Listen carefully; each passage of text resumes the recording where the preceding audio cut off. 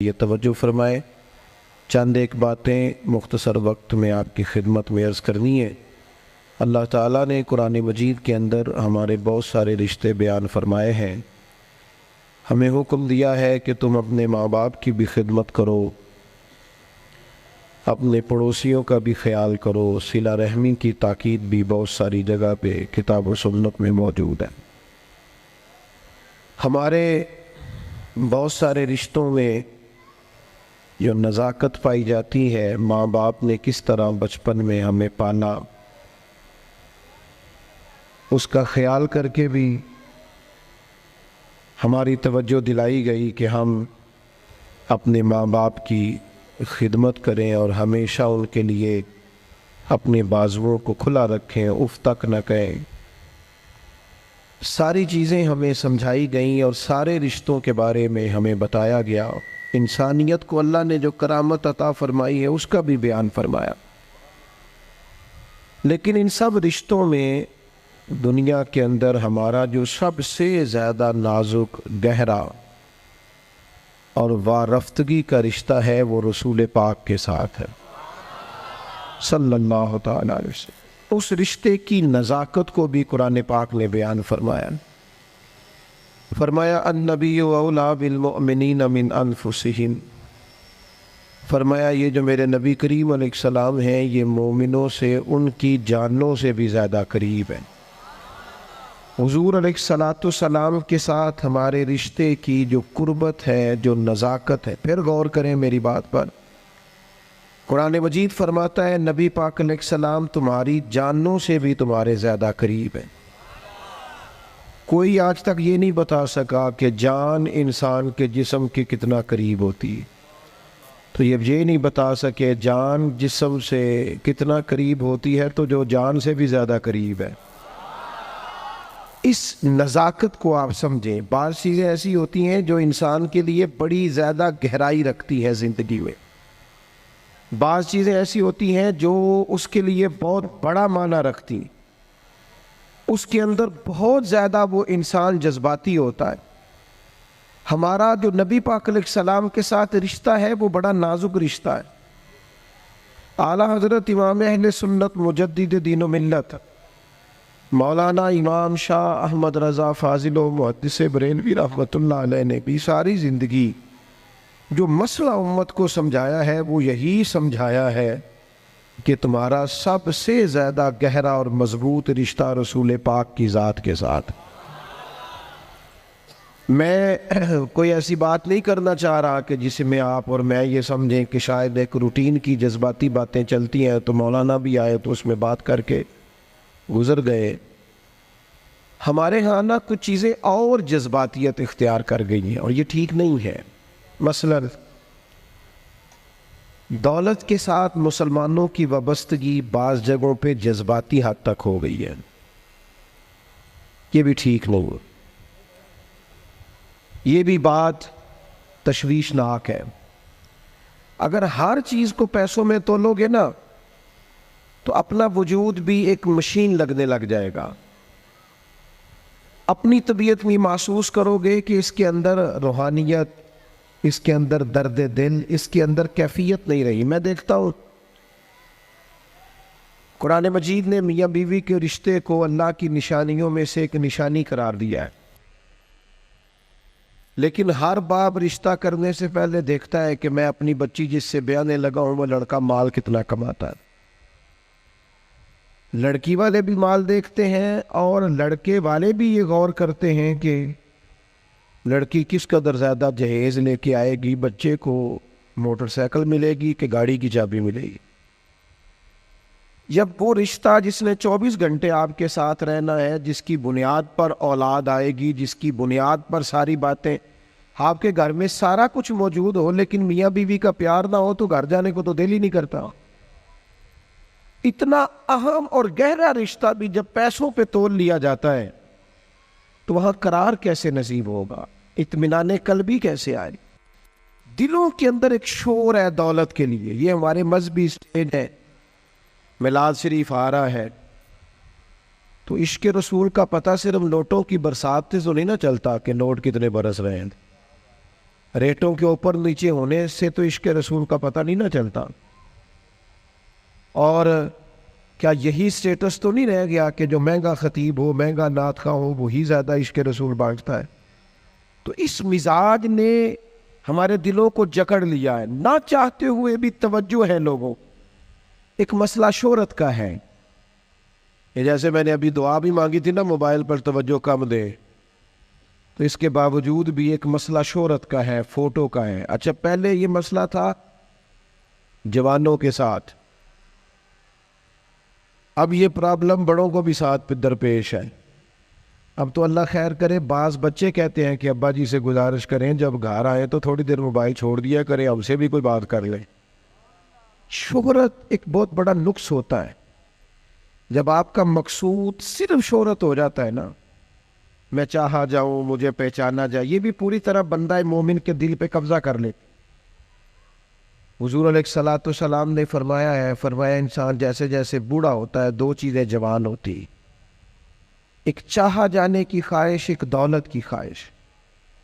और एक मकाम पर मजीद वजाहत कर दी, फरमाया भूखा भेड़िया बकरियों में छोड़ा जाए तो इतनी तबाही नहीं करता। भेड़िया तो वैसे ही खतरनाक होता है, ऊपर से भूखा हो। भूखा भेड़िया बकरियों में छोड़ा जाए तो इतनी तबाही नहीं करता जितनी दौलत और शोहरत की मोहब्बत इंसान के बातन में तबाही करती। ये चीजें हमें जकड़ रही है तेजी से। शोहरत, इख्तदार, चाहा जाना, गली का नाम मेरे नाम पे हो जाए, मोहल्ले का नाम मेरे नाम पे हो जाए, बरादरी का बड़ा मुझे मान लिया जाए, फलानी शय मेरी, मैं ये होता हूँ, मैं वो होता हूँ। बात भाई, इन चीजों की तो जगह ही नहीं थी तेरे दिल में, ये किधर से आ गई तेरे दिल में? तो तेरे लिए तो नुस्खा ये तजवीज़ किया गया था कि तेरी जान से भी ज्यादा करीब रसूल पाक है। तुझे तो सुबह से शाम तक देखना था कि तूने महबूब की नात कितनी पढ़ी है, तूने तो देखना था दिल में तड़प कितनी है रसूल पाक के लिए, हुजूर की सुन्नत का, शरीयत का पास कितना है। सुबह से शाम तक तूने तो ये सोचना था कि मैं खिदमत दीन मतीन में अपना किरदार कितना अदा कर सकता। तुझे जिंदा रखना है, तेरी रूह को अगर बचना है तो वो नबी पाक की मोहब्बत से बचेगी। मरकजी नुक्ता फाजले बरेलवी ने समझाया है, ईमान का मरकजी नुक्ता। सब लोग कहते हैं दुनिया में सुबह शाम दुआएं मांगी जाती हैं, या अल्लाह बा ईमान ले जाना, या अल्लाह बा ईमान ले जाना, या अल्लाह बा ईमान ले जाना, अल्लाह ईमान पे खात्मा करना। तो आला हज़रत फरमाते मुझे तो खात्मा बिल खैर का पता भी चल गया कैसे होता है। हुजूर किस तरह होता है? फरमाते इन्हें जाना, इन्हें माना, ना रखा गैर से काम। उस पर एक नतीजा मुरतब हुआ है, वो भी अगले मिसरे में बयान करते हैं। फरमाते हैं कि इन्हें जाना और इन्हें माना, फिर न रखा गैर से काम, तो नतीजा क्या निकला? लिल्लाहिल हम्द, मैं दुनिया से मुसलमान गया। फिर शुक्र है अल्लाह का, मेरा ईमान सलामत रहा। हम अगर अपने दिल को इस मोहब्बत में ले आएंगे ना मेरे भाई, तो फिर ना रखा गैर से काम। मैं आपको यकीन से बताता हूँ, ये बस कर दे जी ड्रोन श्रोन, हमारा क्या लेना देना इन चक्रों से। अल्लाह हमको जज़ाए खैर अता फरमाए। हम तो आपसे बात करने आए हैं और आप बात सुनने आए हैं। अल्लाह खैर फरमाए। किसी दरवेश का आईना टूट गया था, तो कहा जनाब आईना टूट गया। फरमाने लगे चलो शुक्र है, अपना आप देखने से जान तो छूटी। अपना आप ही देखते रहते थे। घर से आईना देखना बुरी बात नहीं, लेकिन सिर्फ अपना आप ही देखते रहना और हर वक्त देखते रहना। खुदा मुझे ऐसी खुदाई ना दे कि अपने सिवा कुछ दिखाई ना दे, ये भी कोई इतना ठीक मसला नहीं। आप गौर फरमाए, क्या अर्ज करना चाहता हूँ आपकी खिदमत में मेरे अजीज। एक तो अगर मैं बड़ी समझदारी से और बड़े गौर से और बड़ी तवज्जो से आपको ये बात समझाना चाहता हूँ कि अगर हुजूर से प्यार करोगे ना, तो ये जितनी दौलतों की और शोहरतों की मोहब्बत दिल में आती है, ये खुद ब खुद निकल जाएगी, खुद ब खुद निकल जाएगी, आसानी हो जाएगी, जीना आसान हो जाए। दूसरी बात आपकी खिदमत में अर्ज करूं, हम ना ताज़ा दम नहीं रहते, हम परेशान रहते हैं, हम बोर होते हैं। हमारी तबीयतें बाज़ोकात जल्दबाजी करती हैं, हम बाज़ोकात उलझ जाते हैं, करार तलाश करते हैं। उस करार को तलाश करने के लिए फिर बाज़ लोग उल्टी सीधी मूवीज़ देखते हैं। बाज़ लोगों का ख्याल है कि शायद मैं कोई लतीफ़ा सुनूंगा तो मामला ठीक हो, फिर उसका नतीजा भी निकला है लतीफ़े सुनने का। अब लतीफ़े सुनाना भी इतना बड़ा काम हो गया है कि मौलवी है पगड़ी दाढ़ी वाला, लेकिन उसके नाम के नीचे लिखा फ़नी मौलवी। खुदा के बंदे, ये संजीदा स्टेज है, दीनदार लोगों का करने का काम है, आप क्या कर रहे हैं? मौलवी भी फनी होता है, 6 मानादार है कि हमारा मिजाज था हर चीज शुगल मेला, हर चीज हंसना उलझना। मेरे अजीज, हम चूंकि सुकून चाहते थे, कुछ ने इधर उधर की मूवी देख ली, कुछ ने हंस लिया, कुछ सैर को चले गए, कुछ का ख्याल था खाने खा लेंगे तो सुकून आ जाएगा। याद रखना, इन चीज़ों में सुकून नहीं है, इनमें तो आप उलझते जाएंगे। मजीद तो सुकून कहाँ है, करार कहाँ है? आप कभी सहाबा की जिंदगियां देखें ना, हालात जिस तरह के भी थे ना, उनको जो सुकून मिलता था वो रुखे मुस्तफ़ा से मिलता था। उनकी तबीयत पूरी लग गई थी कि हुजूर अलैहिस्सलाम की जो यादें हैं वो दिल को ताज़ा करती। उनका ख्याल था कि बाहर अगर किसी चीज़ का नाम है तो वो ज़िक्र मुस्तफ़ा है, याद मुस्तफ़ा है और दीदार मुस्तफ़ा है। आला हज़रत मुफ्ती हैं, फतवा देते हैं। आला हज़रत मुफस्सिर कुरान है, कंजुल ईमान बज़ाते खुद एक तफसीर है, तर्जुमा ही तफसीरी है। आला हज़रत मुहद्दिस हैं, वो जब अहादीस मुबारका का हवाला देते हैं तो यूँ लगता है कि जैसे बड़ी गहरी नज़र है इनकी, रावियान हदीस पर भी, उसूल पर भी, और हाफ़ज़ा भी मजबूत है हिफ्ज़ हदीस के लिहाज। सारी चीज़ें उनके पास थी, लेकिन वो पता क्या कहते थे? कहते थे ये जो मेरा दिल चमकदार है ना, और ये जो मेरी तबीयत हल्की फुल्की है, उसकी वजह ये है कि उनकी महक ने दिल के गुंचे खिला दिए। ये मैं नहीं आपको तकरीर सुना रहा, मैं तो जज्बात का इजहार कर रहा हूं। उनकी महक ने दिल के गुंचे खिला दिए हैं। तो क्यों गुंचे खिला दिए? कहते मेरे नबी का कमाल ये है कि वो जिस राह चल दिए हैं कूचे बसा दिए। वो जिस राह भी चल दिए हैं कूचे, हुजूर पर थोड़ा गुजर जाए तो काम हो जाता है। करार, सुकून, सारे दुख मिट जाएंगे अगर दिल हुजूर से लगा लोगे, अगर मुहब्बतों का मरकज रसूल पाक को बना लोगे। आप देखें ओहद के मैदान के अंदर काफिर ने एक बड़ी अजीब साजिश की मुसलमानों को परेशान करने के लिए, और तक भाई आप लोगों की वजह से अगर इतने लोग तकलीफ में हैं तो आपको समझ जल्दी से बैठ जाए जी, जल्दी से जी, फैसला करने में इतनी देर, अल्लाह आपको सलामत रखे, बैठ जाए जी। अब आप खड़े हैं जनाब, आप भी बैठ जाए, अल्लाह आपको बरकत अता फरमाए। अच्छा, एक बंदा महफिल में खड़ा हो जाता है मोबाइल लेके, अल्लाह उन्हें समझना चाहिए कि बाकी सारे कुल भी हैं मोबाइल। खुदा के बंदे, आपकी वजह से इतने लोग पीछे अगर परेशान है तो आपको समझना चाहिए उस चीज़ को। अल्लाह ताला आप सबको हंसता और मुस्कुराता रखे। नबी पाक की ज़ात से जब आपकी कामिल वाबस्तगी हो जाएगी ना, तो हुजूर की ज़ाते वाला का प्यार, और प्यार लारो वाला नहीं होना चाहिए खाली जल से महफिल में और मायक हाथ में आया तो इश्क का दावा तगड़ा, खाली इस तरह नहीं, तन्हाई में भी तो रोए हुजूर की बारगाह।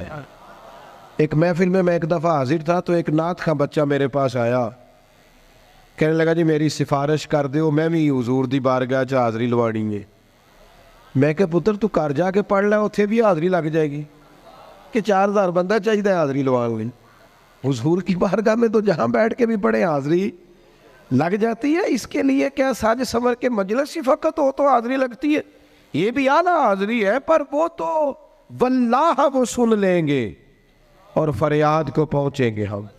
बस इतना तो हो, कोई फरियाद करे दिल से, तू बात तो दिल से कर।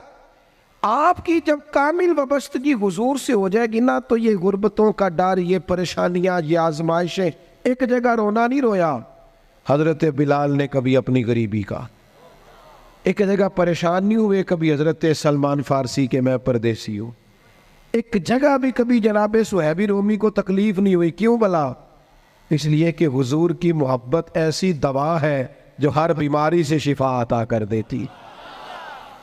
ओहद के मैदान में काफिरों ने एक चाल चली थी। उनको पता था कि कौन सी बात मुसलमानों को ज्यादा परेशान कर सकती है।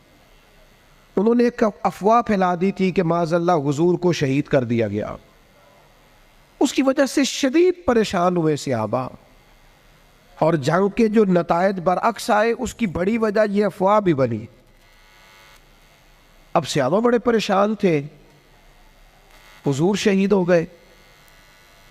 कुछ लोग ना मैदान उहद से जब वापिस आ रहे थे ना, जंग खत्म होने के बाद, एक खातून जा रही थी मैदान जंग की जानिब। औरतें अपने मिजाज के लिहाज से कमज़ोर होती है कल्बी तौर पर, और बड़ी खूबसूरत बात लिखी है उलमा ने, कहते हैं औरत के दिल में दर्द ज़्यादा होता है ना, प्यार ज़्यादा होता है, और ये जो वो कमज़ोर वाक़या हुआ इसे ऐब ना समझो। इसीलिए तो अल्लाह ने बच्चे को पालने का ज़िम्मा उसका लगाया है कि वो शफ़क़त ज़्यादा रखती है, मोहब्बत ज़्यादा रखती है, दर्द दिल ज़्यादा रखती। इसलिए जिस दर्द से वो बच्चे को पाल लेती है ना। मेरा बेटा एक दिन घर में कुछ पका हुआ था, उसकी अम्मा कहने लगी खाना खाओ, कहता है मैं नहीं खाना। ओदी अम्मा कहती मैं बड़ा जोर लाया, बड़ी मेहनत की थी, बड़ी गर्मी च पकाया, अज तो यही खाना पड़ा है। कहने लगा मैं नहीं खाना, मैं आराम से खाना खा रहा हूँ। अब वो माँ बेटा बहस कर रहे हैं। थोड़ी देर गुजर गई तो मैनू कहती तुसी क्यों नहीं बोलते। मैं क्या मैनू पता है किन्ने जितना है, थोड़ी देर बाद खलो जाओ, मैनू पता है किन्ने जितना है। वो बच्चा उठ के अंदर चला गया, कहने लगा मैं नहीं खाता, तुसी खाओ। वो फिर 5 मिनट लगे तो वो पकाना शुरू करता जो बच्चा कह रहे हैं। तो मैं क्या मैंने तो पता है ना नतीजा की है, तो इस बहस में जाने की ज़रूरत है। इसलिए कि माँ औलाद के सामने हमेशा ही हार जाती है। वो औलाद के सामने जीत सकती, वो नहीं जीत सकती ना। शफकत ऐसी है। औरतें मिजाज के लिहाज से अल्लाह ताला ने नरमी दी होती, इसको ऐब ना जाना जाए, ये अल्लाह ताला ने उन्हें वदियत की है चीज़। तो खातून जा रही है मैदान उहद की जानिब, वहां से सहाबा आ रहे। तो खातून पूछती है सहाबा से हुजूर का क्या हाल है। तो एक सहाबी अपने लहजे में गोया कहने लगे खबर मुश्किल है पर तुझे सुनानी भी ज़रूरी है, इस जंग में तेरे भाई का इंतकाल हो गया है। बहन के लिए इससे बड़ी भी कोई खबर होगी कि भाई का इंतकाल हो गया। वो खातून ने ये खबर सुनी, इन्ना लिल्लाहि व इन्ना इलैहि राजिऊन पढ़ा, आगे गुजर गई। अगले सहाबी से जाके पूछती है हुजूर का क्या हाल है, और बेचैन है, दौड़ी जा रही। ये मेरी बात को समझे आप। किसी एक जगह जब आपकी मोहब्बत का गलबा होता है तो फिर बाज गम लगते ही नहीं।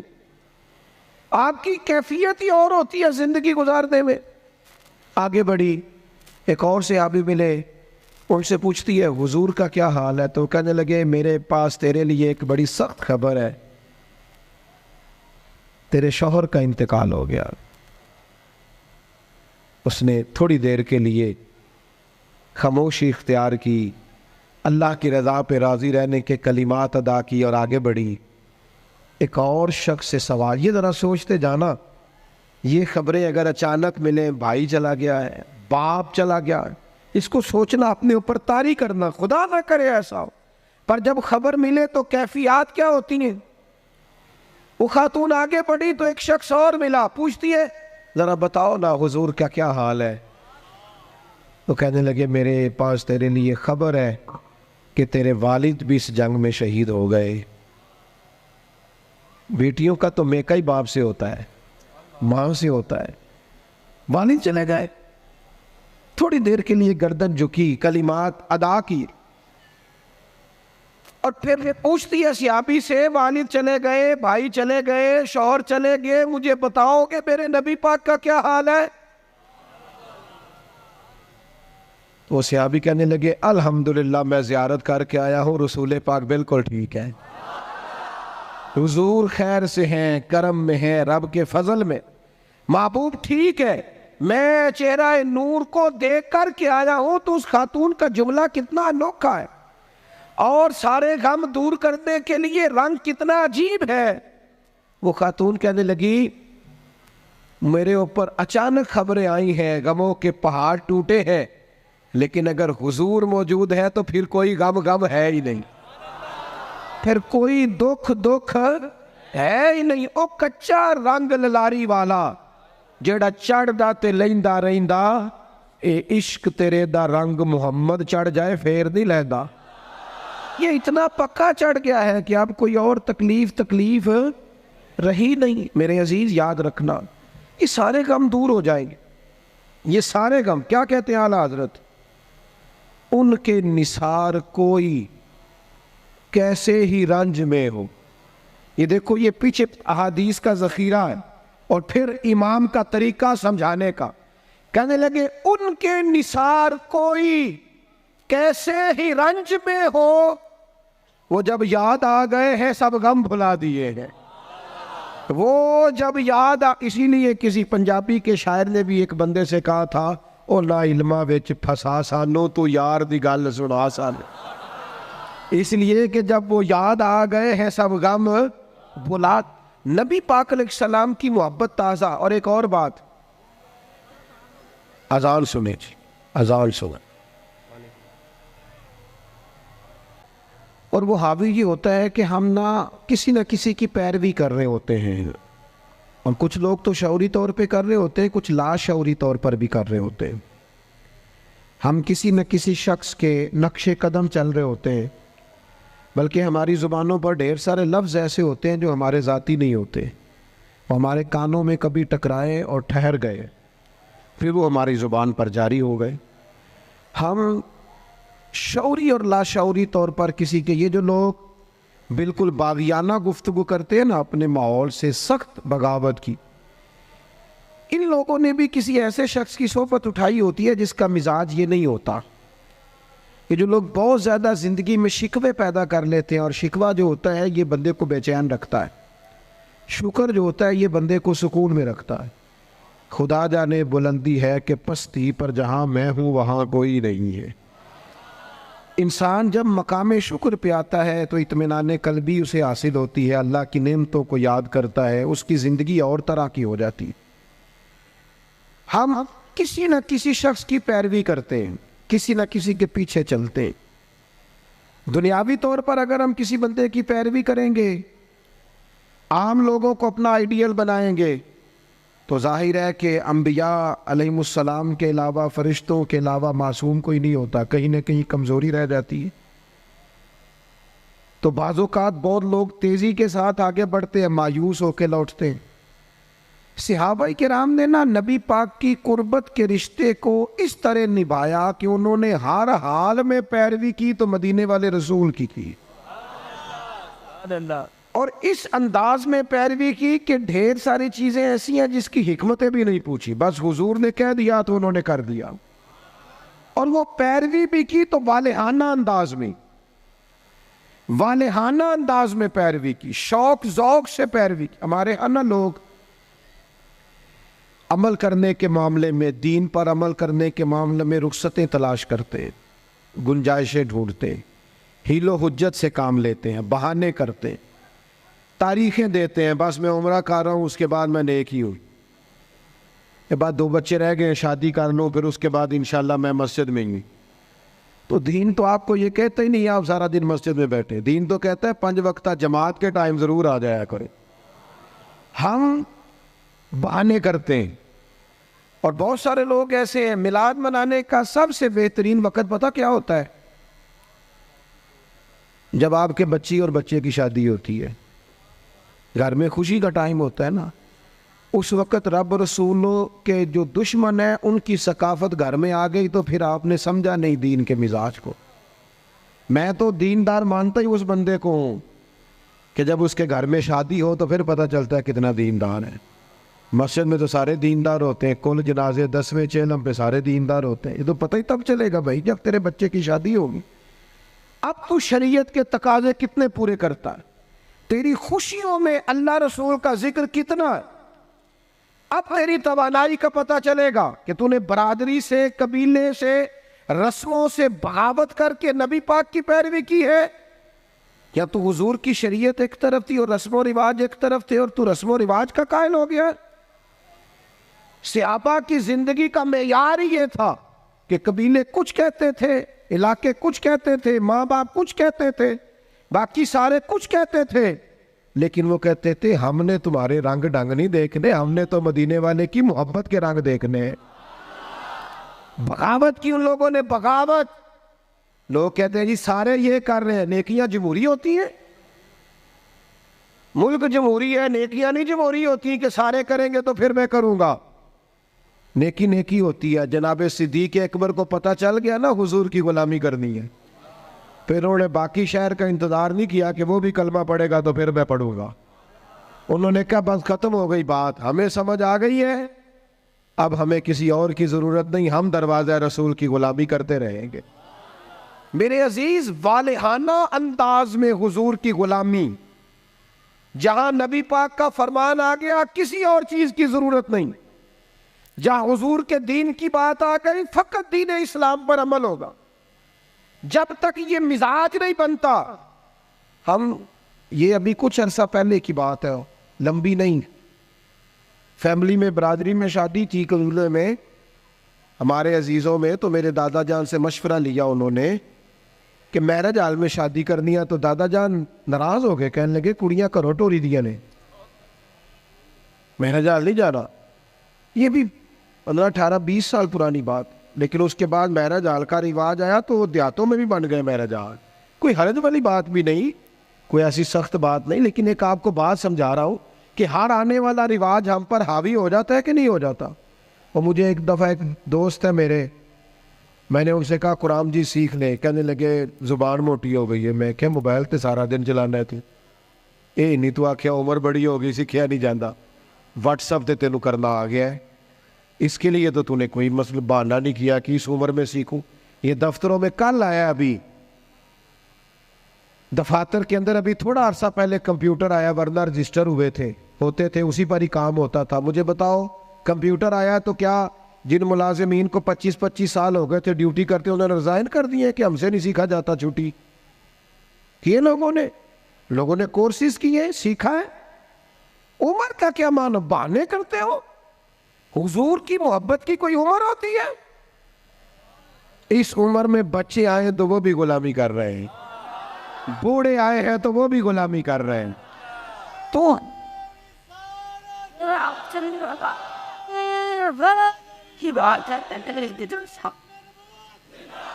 नबी पाक की बात माननी है तो वालेहाना अंदाज में माननी है और मजा लेके माननी है, और कहना है मेरे लिए कोई हरफ आखिर है तो ज़ाते मुस्तफ़ा है। हुजूर जुमे का खुतबा दे रहे थे, एक शख्स खड़े हो गए, तो नबी करीम ने ना जुमा पढ़ाते पढ़ाते फरमाया बैठ जाओ। एक बंदे से कहा था, नाम नहीं लिया, और हुजूर का तरीका था कभी भी समझाते ना तो भाई नेम बात नहीं करते, मुतलक लोगों को क्या हो गया, बैठ जाओ। उस एक बंदे से कहा था बैठ जाओ, एक जरा इस कोने में थे, मस्जिद की गली में थे, उनके कानों में आवाज गई बैठ जाओ, वो वहीं बैठ गए।